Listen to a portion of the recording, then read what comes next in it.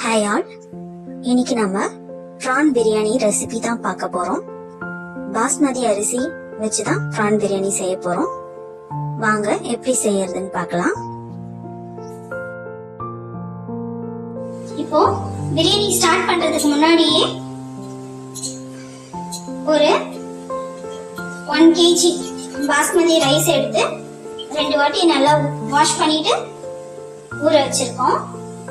5 வெங்காயம் எடுத்துக்கோம் மீடியம் சைஸ்ல, ஒரு 4 தக்காளி, 3 பச்சை மிளகாய், பட்டை, லவங்கம், ஏலக்காய், ஒரு அன்னாச்சி பூ எடுத்துக்கோம். 1 kg ரைஸ் எடுத்துக்கோம். அதுக்கு 100 கிராம் இஞ்சி, 100 கிராம் பூண்டு எடுத்து அரைச்சி வச்சிருக்கோம். இப்ப பாத்தீங்கன்னா இஞ்சி பூண்டு பேஸ்ட், மஞ்சத்தூள், மிளகாய் தூள், உப்பு, தயிர் எல்லாம் போட்டு நல்லா மிக்ஸ் பண்ணி எடுத்தாச்சு. இப்போ எண்ணெயில போட்டு ஃப்ரை பண்ணி எடுத்துக்கலாம். கடாயை வச்சு ஆயில் ஊற்றிருக்கோம். லைட்டா ஆயில் ஊற்றினா போதும். இப்போ இந்த எல்லாம் ஃப்ரை பண்ணி எடுத்துக்கலாம்.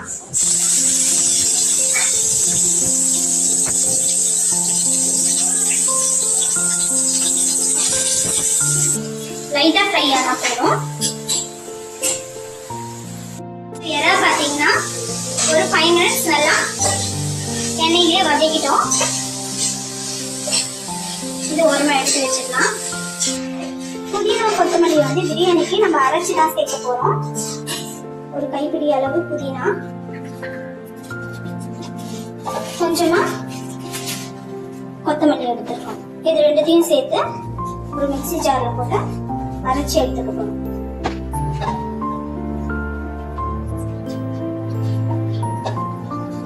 புதினா கொத்தமல்லி கொஞ்சம் தண்ணி சேர்த்து நல்லா அரைச்சி இந்த மாதிரி பேஸ்டா எடுத்து வச்சுக்கணும். இப்போ ஸ்டவ் ஆன் பண்ணிட்டு ஒரு சட்டியில ஆயில் ஒரு 5 ஸ்பூன் ஊற்றிருக்கோம். இப்போ எண்ணெய் சூடானதும் பட்டை, லவங்கம், ஏலக்காய், ஒரு அன்னாச்சி பூ, 2 பிரிஞ்சி இலை சேர்த்துருக்கோம். இது கூடவே வெங்காயம் சேர்த்து நல்லா வதக்கணும்.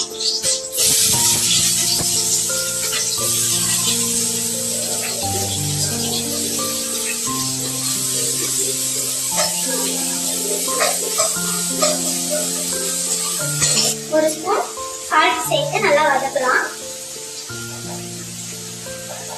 வெங்காயம் நல்லா ப்ரௌன் ஆகுற வரைக்கும் வதக்கணும். வெங்காயம் நல்லா ஃப்ரை ஆயிடுச்சு. இப்போ இதுல நம்ம எடுத்து வச்சிருந்த இஞ்சி பூண்டு பேஸ்ட் சேர்த்துட்டோம். 1 kg ரைஸ்க்கு 100 கிராம் இஞ்சி, 100 கிராம் பூண்டு சேர்த்து பேஸ்டா அரைச்சி வச்சிருக்கோம். அதை போட்டுருக்கோம். இப்போ இதுல பாத்தீங்கன்னா ஒரு ஸ்பூன் பிரியாணி மசாலா சேர்த்துட்டோம். வெறும் மிளகாய் தூள் ஒரு 1/2 ஸ்பூன், 1 ஸ்பூன் பிரியாணி மசாலா சேர்த்துருக்கோம். அதனால 1/2 ஸ்பூன் சில்லி பவுடர் சேர்த்துருக்கோம். இது எண்ணெயிலே வதக்கினாதான் பிரியாணிக்கு நல்ல கலர் இருக்கும். ஒரு 100 கிராம் தயிர் சேர்க்கிறோம்.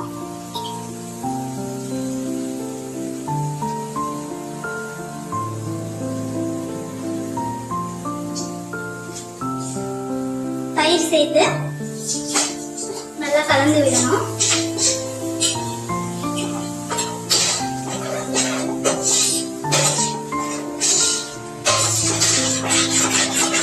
நல்லா கலந்து விட்டாச்சு.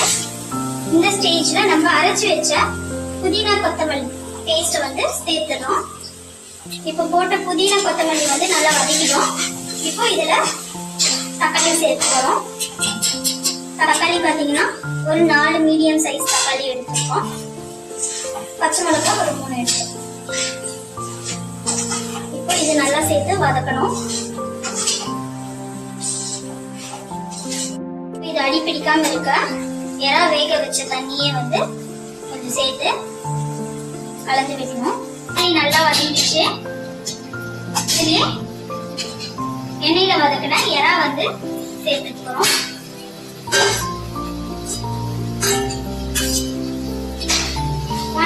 ரைஸ்க்கு 1 kg எறா சேர்த்தா டேஸ்ட் நல்லா வரும்.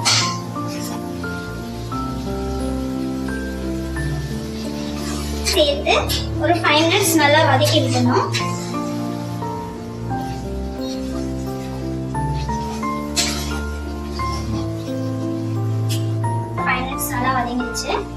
வந்து இதுல தண்ணீர் சேர்க்கணும்.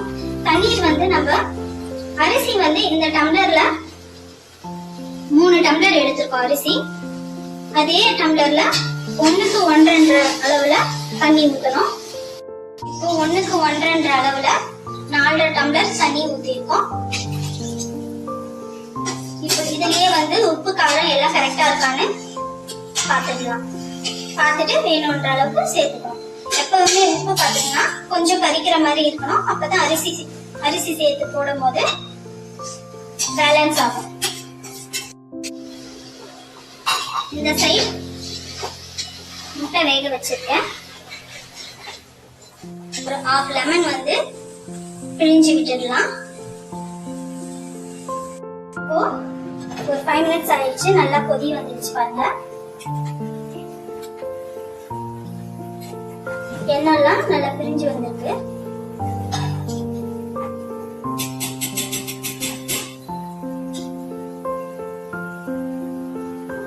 இப்போ நம்ம ஊற வச்சிருந்த பாஸ்மதி அரிசி சேர்த்துக்க போறோம்.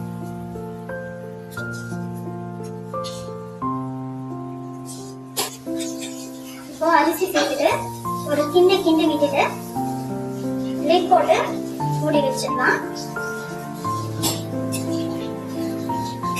இது ஒரு 5 மினிட்ஸ் நல்லா தண்ணி வத்துற வரைக்கும் கொதிக்கணும்.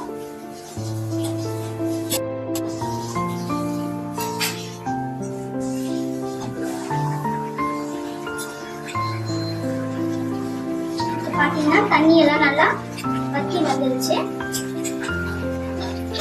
இப்போ நம்ம தம் போட போறோம்.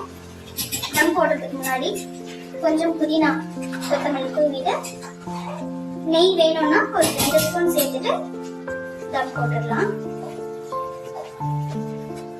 இப்போ கொஞ்சமா புதினா மேல போட்டுட்டு நெய் ஒரு 2 ஸ்பூன் போட்டிருக்கோம்.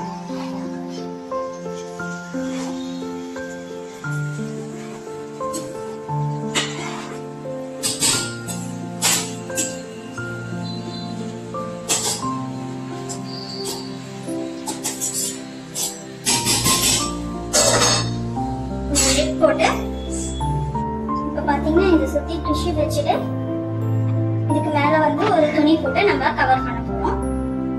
கவர் பண்ணி தம் போடுறோம். தம் போட்டு ஒரு 10 மினிட்ஸ் லோ ஃப்ளேம்ல அப்படியே வைக்கணும். இப்ப பாத்தீங்கன்னா இது மேல ஒரு துணி போட்டு நல்லா கவர் பண்ணிட்டோம். காட்டன் துணி போட்டிருக்கோம்.